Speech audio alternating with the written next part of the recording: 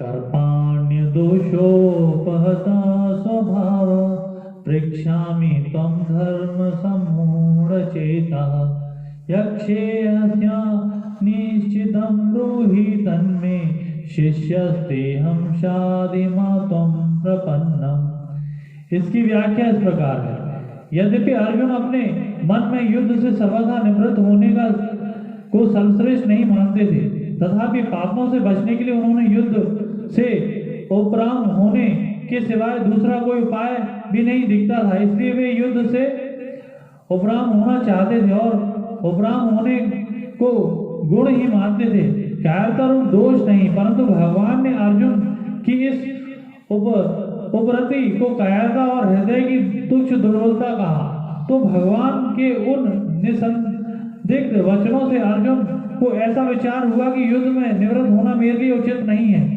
यह तो एक तरह की कायरता ही है, जो कि मेरे स्वभाव से बिल्कुल विरुद्ध है, क्योंकि मेरे स्वभाव में दीनता और पलायन, पीठ दिखाना, ये दोनों ही नहीं है। इस तरह भगवान के द्वारा कथित कायरता रूप दोष को अपने में स्वीकार करते हुए अर्जुन भगवान से कहते हैं कि यह तो कायरता रूप दोष के कारण मेरे छात्र स्वभाव एक तरह से दब गया, और दूसरी बात मैं अपनी बुद्धि से धर्म के विषय में कुछ निर्णय नहीं कर पा रहा हूँ। मेरी बुद्धि में ऐसी मूर्खता छा गई है कि धर्म के विषय में मेरी बुद्धि कुछ भी काम नहीं कर रही है। तीसरे श्लोक में भगवान ने अर्जुन को स्पष्ट रूप से आज्ञा दी थी कि हृदय की तुच्छ दुर्बलता को, कायरता को छोड़कर युद्ध के लिए खड़े हो जाओ। इससे अर्जुन को धर्म के विषय में कोई संदेह नहीं रहना चाहिए था। फिर भी संदेह रहने का कारण यह है कि एक तरफ तो युद्ध में कुटुंबों का नाश करना, पूजनियों को मारना अधर्म दिखता है, और दूसरी तरफ युद्ध करना क्षत्रिय का धर्म नहीं दिखता। इस प्रकार कुटुंबियों को देखते हुए युद्ध नहीं करना चाहिए। इन दो बातों को लेकर अर्जुन धर्म संकट में पड़ गए। उन्होंने बुद्धि धर्म का निर्णय करने में कुंठित हो गई। ऐसा होने पर अभी इस समय मेरे लिए खास कर्तव्य क्या है, मेरा धर्म क्या है, इसका निर्णय कराने के लिए वे भगवान से पूछते हैं। इसी अध्याय के दूसरे श्लोक में भगवान ने कहा था कि तू जो कायरता के कारण युद्ध से निवृत्त हो रहा है, तेरा यह आचरण अनार्जिष्ट है, अर्थात श्रेष्ठ पुरुष ऐसा आचरण नहीं करते। फिर तो जिसमें अपना कल्याण हो वही आचरण करते हैं। यह बात सुनकर अर्जुन के मन में आया कि मुझे भी यही करना चाहिए जो श्रेष्ठ पुरुष किया करते हैं। इस प्रकार अर्जुन के मन में कल्याण की इच्छा जागृत हो गई। उसी को लेकर वे भगवान से अपने कल्याण की बात पूछते हैं, जिससे मेरा निश्चित कल्याण हो जाए।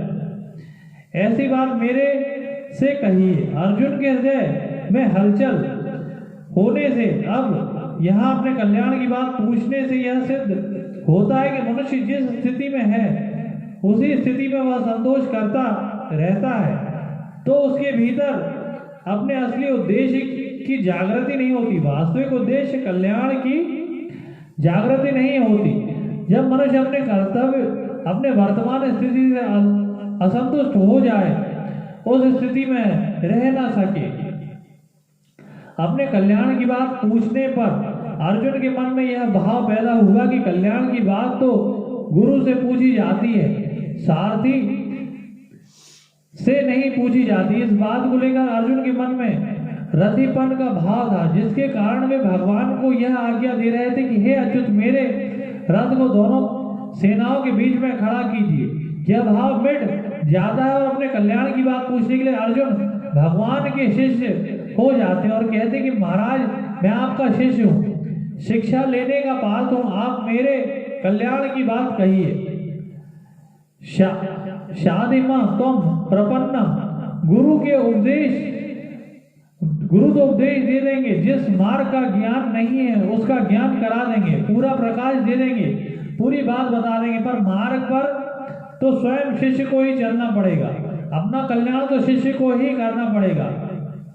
मैं तो ऐसा नहीं चाहता कि भगवान उपदेश दें और मैं उनका अनुष्ठान करूं, क्योंकि उससे मेरा काम नहीं चलेगा। था मैं कल्याण की जिम्मेदारी अपने पर क्यों रखूं? गुरु पर ही क्यों ना छोड़ दूं। ऐसा केवल जैसे केवल माँ के दूध पर ही निर्भर रहने वाला बालक बीमार हो जाए तो उसकी बीमारी दूर करने के लिए औषधि स्वयं माँ को खानी पड़ती है, बालक को नहीं। उसी तरह मैं भी सर्वदा गुरु के ही शरण में हो जाऊं, गुरु पर ही निर्भर हो जाऊं तो मेरे कल्याण का पूरा दायित्व गुरु पर ही आ जाएगा। स्वयं गुरु ही मेरा कल्याण करना पड़ेगा। इस भाव से अर्जुन कहते हैं कि मैं आपके शरण में हूं, मेरे को शिक्षा दीजिए। यहाँ अर्जुन तम प्रपन्नम पदों से भगवान के शरण होने की बात कहते हैं, पर वास्तव में सर्वदा शरण हुए नहीं है। अगर वह सर्वदा शरण हो जाते तो फिर उनके द्वारा साधी मां मेरे को शिक्षा दीजिए यह कहना नहीं बनता, क्योंकि सर्वदा शरण होने पर शिष्य का अपना कोई कर्तव्य रहता ही नहीं। दूसरी बात, आगे 9वें श्लोक में अर्जुन कहेंगे कि मैं युद्ध नहीं करूंगा ना, युद्ध से अर्जुन की वह बात भी शरणागति विरुद्ध पड़ती है, कारण कि शरणागत होने के बाद मैं युद्ध करूंगा या नहीं करूंगा, क्या करूंगा और क्या नहीं करूंगा यह बात रहती नहीं है। उसको यह पता ही नहीं रहता कि शरण क्या कराएंगे और क्या नहीं कराएंगे। उसका तो यही एक भाव रहता है कि अब शरण जो कराएंगे वही करूंगा। अर्जुन इस कमी को दूर करने के लिए आगे चलकर भगवान को मामेकम शरणम व्रज, एक मेरी शरण में आ जा, ऐसा कहना पड़ा। फिर अर्जुन भी करिष्ये वचनम तब, आपकी आज्ञा पालन करूंगा, ऐसा कहकर पूर्ण शरणागति को स्वीकार किया। इस श्लोक में अर्जुन ने 4 बातें कही। इस श्लोक में अर्जुन ने 4 बातें कही।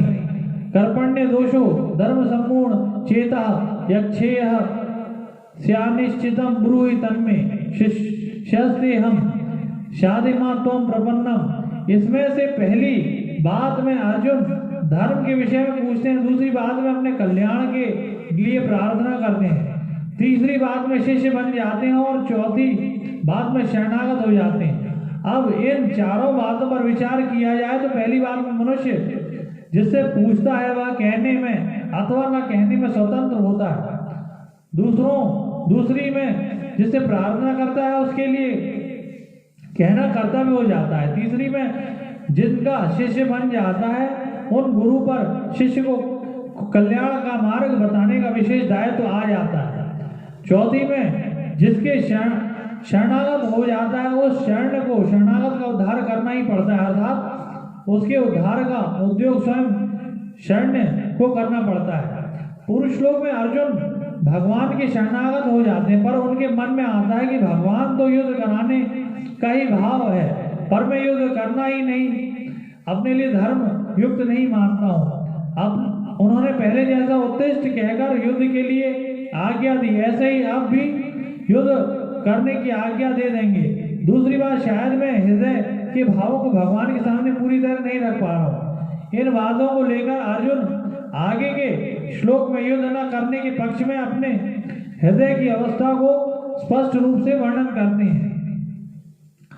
नाहि प्रपश्यामि मम पानुधाद्य यक्षोकमुक्षोषणमिन्द्रियाणाम् आव्याप्य भूमा वसपत्रमृद्धं राज्यं सुराणामपि चाधिपत्यम्।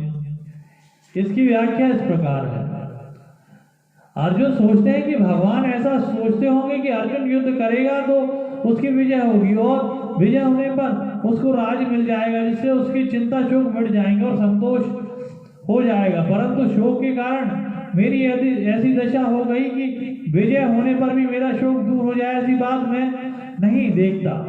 अगर मेरे को धन धान्य से संपन्न निष्कंटक राज मिल जाए, अर्थात जिस राज्य में प्रजा खूब सुखी हो, प्रजा के पास खूब धन धान्य हो, किसी चीज की कमी ना हो और राज में कोई वैरी भी ना हो, ऐसा राज मिल जाए तो भी शोक दूर नहीं हो सकता।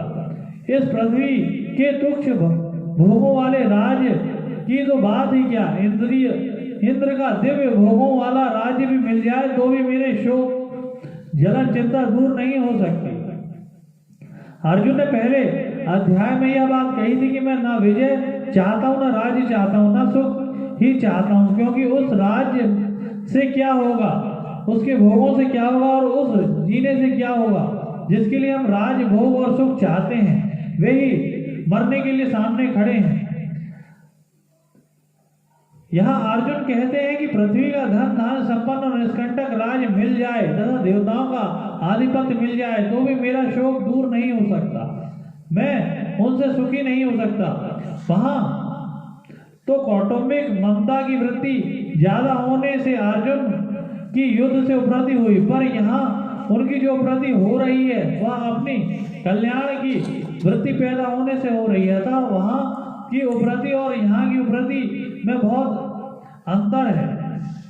जब कौटुंबियों को मारने की आशंका ही मेरे लिए इतना शोक हो रहा है, तब उनके मरने पर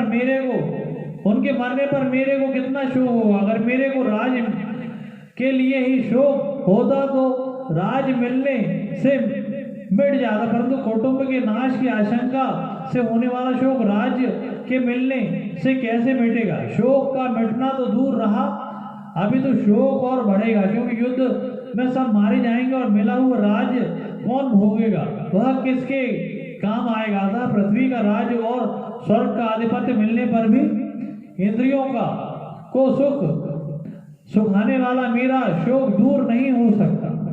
प्रकृति पदार्थ के प्राप्त होने पर भी मेरा शोक दूर हो जाए यह मैं नहीं देखता हूँ। ऐसा कहने के बाद अर्जुन ने क्या किया, इसका वर्णन संजय आगे के श्लोक में करते हैं।